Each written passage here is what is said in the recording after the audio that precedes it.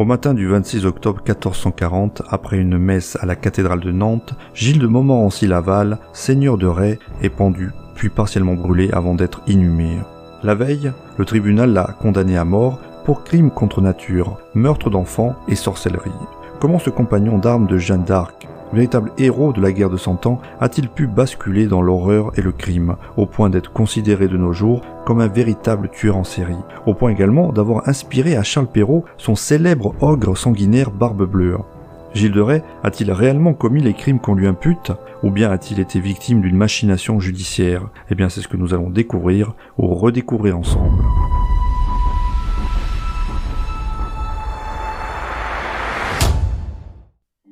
Gilles de Rais naît au sein d'une famille de grands seigneurs, celle des Montmorency-Laval, apparentés au duc de Bretagne et possédant de puissantes baronnies, ainsi que de riches revenus, obtenus grâce à une habile politique de mariage. Même si l'on ne connaît pas exactement la date de sa naissance réelle, on la situe entre 1396 et 1407, et plus généralement vers la fin de l'année 1404. En revanche, ce qui est certain, c'est que le jeune Gilles connaît une enfance tourmentée, puisque son frère cadet René et lui se retrouvent très tôt orphelins de père et de mère. De ce fait, c'est leur grand-père maternel, un dénommé Jean de Cran, à la réputation sulfureuse qui va se charger de les élever. Comme cela était de rigueur à l'époque, il reçoit tout logiquement une éducation somme toute guerrière. Pendant près de 15 ans, ce vieil homme à la mauvaise réputation va s'occuper de l'éducation des deux enfants. Or, Jean de Cran est connu pour être une personnalité au caractère particulièrement violent et colérique. Privé de repères parentaux, Gilles de Rais n'aura d'autre choix que de prendre pour modèle ce grand-père qui prône par-dessus tout la vaillance et la bravoure au combat, mais qui le pousse également à céder à ses pulsions sans aucune retenue. En juin 1422, bien des années ont passé, et Gilles de Rais, devenu un riche et puissant seigneur, célèbre son mariage avec une certaine Catherine de Thouars.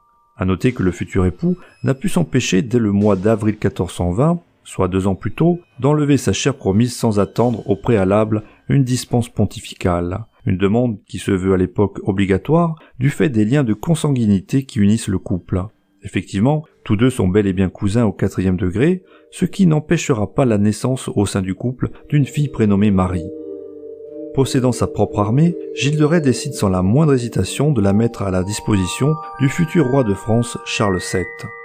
Un souverain dont la légitimité est plus que menacée par le conflit qui l'oppose avec l'Angleterre et qui pour l'heure n'est seulement que le dauphin, fils de Charles VI, gouvernant depuis la ville de Bourges.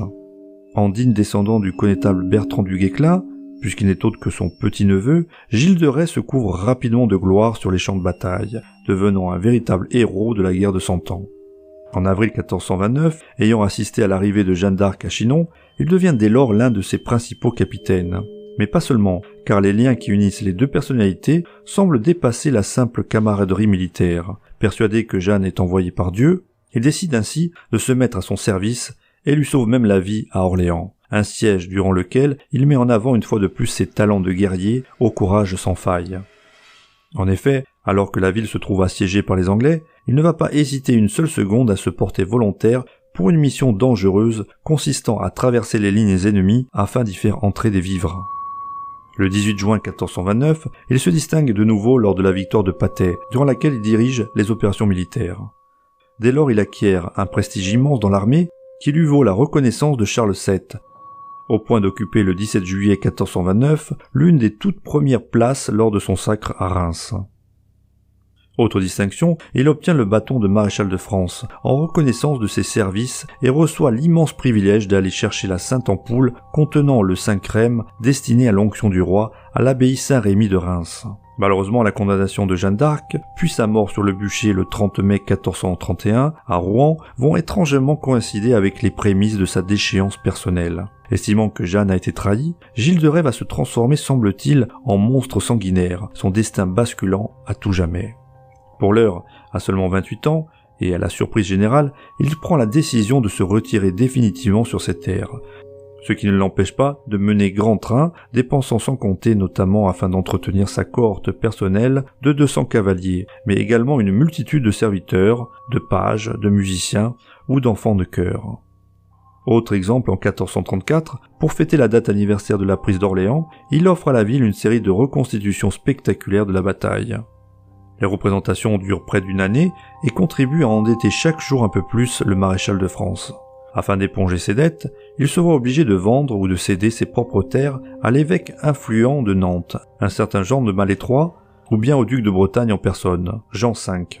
Empêtré dans des problèmes financiers insolubles, Gilles de Rais cherche par tous les moyens à renflouer ses caisses. C'est alors que son chemin croise celui d'astrologues ou de magiciens en tout genre, qui lui font miroiter le fameux secret de la pierre philosophale. En effet, quel meilleur moyen pour s'enrichir, me direz-vous, que de changer le plomb en or? C'est ainsi que nombre de charlatans vont se jouer de sa naïveté. C'est le cas d'un prêtre florentin répondant au nom de Francesco Prelati. Assez vite, Gilles de Rais se rend compte qu'il lui sera finalement impossible de réaliser ses chimères, notamment celle de fabriquer de l'or. Qu'importe, délaissant l'alchimie, il commence à s'adonner aux sciences occultes et à la pratique de la sorcellerie. C'est au cours de ces cérémonies présidées justement par Francesco Prelati qu'il va commencer à invoquer des esprits, mais pas seulement, puisqu'il va commettre l'irréparable en n'ayant recours ni plus ni moins à des sacrifices humains. Du moins si l'on en croit les accusations portées contre lui. On parle même d'infanticide accompagné d'actes de pédophilie. Des actes ignobles pour lesquels de jeunes enfants à sacrifier en grand nombre lui sont nécessaires. C'est justement à cet effet que des rabatteurs sont chargés de les recruter dans les villages aux alentours sous couvert de les placer en tant que pages au service du baron de Rais. Si cela ne suffit pas, une somme rondelette finit par convaincre les parents de céder leur progéniture. Pour l'heure, plus rien n'arrête l'ancien compagnon d'armes de Jeanne d'Arc. Se croyant intouchable, un événement va pourtant venir bouleverser son destin, le conduisant à sa perte. En effet, toujours dans l'optique de combler ses dettes, Gilles de Rais décide de vendre son château de Saint-Étienne de Mer-Morte à Geoffroy le Ferron, qui n'est autre que le trésorier et l'homme de confiance du duc Jean V de Bretagne. Aussitôt, l'officier ducal confie l'administration de la châtellenie à son frère Jean le Ferron, un clerc tonsuré. Cependant, contre toute attente, le baron de Rais décide de revenir sur sa décision et tente de se réapproprier le château, cette fois-ci pour le revendre à l'un de ses cousins. Fou de rage, Jean le Ferron s'y oppose fermement.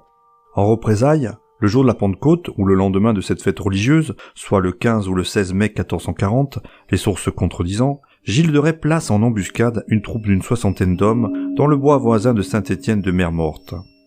Le maréchal décide alors de pénétrer en armes dans l'église paroissiale et d'interrompre la grand-messe, injuriant Jean le Ferron et menaçant de le tuer avec une hache.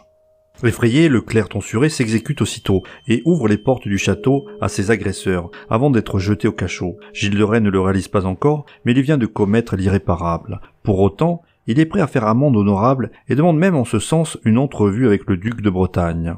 Trop tard, rien n'y changera. Et pour cause, non seulement il s'est rendu coupable d'insubordination envers son suzerain, Jean V, mais il s'est également attaqué à des membres de l'Église, ainsi qu'à leurs privilèges. Peu de temps après ce scandale, une enquête secrète est ouverte par la justice ecclésiastique. Cette procédure inquisitoire débute par une phase d'information visant à recueillir des témoignages sur la réputation de Gilles de Rais, ainsi que sur les rumeurs qui courent sur lui. Par conséquent, Jean de Malétroit accomplit une visite pastorale dans son diocèse de Nantes, à commencer par la paroisse Notre-Dame, où se trouve l'hôtel de la Suze, lieu de résidence de Gilles de Rais. L'évêque cherche alors à se renseigner à propos des bruits infamants qui courent sur des disparitions d'enfants aux alentours des demeures du baron. Le 29 juillet 1440, les résultats de l'enquête ecclésiastique sont publiés sous forme de lettres patentes par Malétroit. Gilles de Rais se voit alors accusé par la rumeur publique de viol et de meurtres commis sur de nombreux enfants, ainsi que d'invocations et de pactes démoniaques. Le 13 septembre 1440, le maréchal de France est donc tout naturellement cité à comparaître devant le tribunal ecclésiastique. Cependant, à ce stade-là, les chefs d'accusation n'ont rien à voir avec les atroces rumeurs qui courent à son sujet. On lui reproche surtout d'avoir violé le privilège ecclésiastique, c'est-à-dire d'être entré armé dans une église et d'y avoir frappé le Ferron. C'est donc avec une grande assurance qu'il accepte de se laisser emprisonner en se disant que son haut rang social lui permettra de recouvrer rapidement la liberté. C'est ainsi que le 15 septembre 1440, le baron est arrêté sans opposer de résistance par un certain Jean Labbé, capitaine d'armes au service du duc de Bretagne, qui l'emprisonne au château de Nantes. Ce n'est que le 8 octobre 1440 que Gilles de Rais découvre réellement les chefs d'inculpation qui pèsent sur lui, en l'occurrence des actes de sodomie, d'assassinat et de sorcellerie. Autrement dit, des accusations gravissimes pour l'époque. C'est sans doute à ce moment-là qu'il entrevoit pour la première fois que l'issue du procès risque de le mener à la potence. Pour l'heure, ses comparses défilent à la barre. Parmi les prévenus figure le fameux clerc Francesco Prelati. Outre des expériences alchimiques en lien avec la pierre philosophale, Prélati déclare avoir tenté d'invoquer un démon familier nommé Baron, au château de Tiffauges, en présence même de Gilles de Rais. D'autres témoignages viennent accabler encore un peu plus le maréchal de France. Les témoins affluent de toutes parts, et on commence à parler du meurtre de pas moins de 140 enfants. Des témoins au nombre desquels figurent des parents inquiets de la disparition de leur enfant, mais également des domestiques qui, au service du maréchal, jurent avoir assisté à des actes ignobles. Enfin, on met la main sur 2 complices de Gilles de Rais, ses amis Poitou et Henriette. Tous 2 font les mêmes déclarations, leur mission à chacun étant simple, battre la campagne à la recherche de chair fraîche, et ce pour le compte de leur seigneur, de jeunes garçons sans défense, qui tous, selon eux, ont fini violés et torturés, avant de mourir sacrifiés sur l'autel de Satan. Une machine impitoyable se met alors en branle, semblable à celle de la Sainte Inquisition. Sauf que pour le moment, Gilles de Rais continue de nier ses crimes, clamant haut et fort son innocence.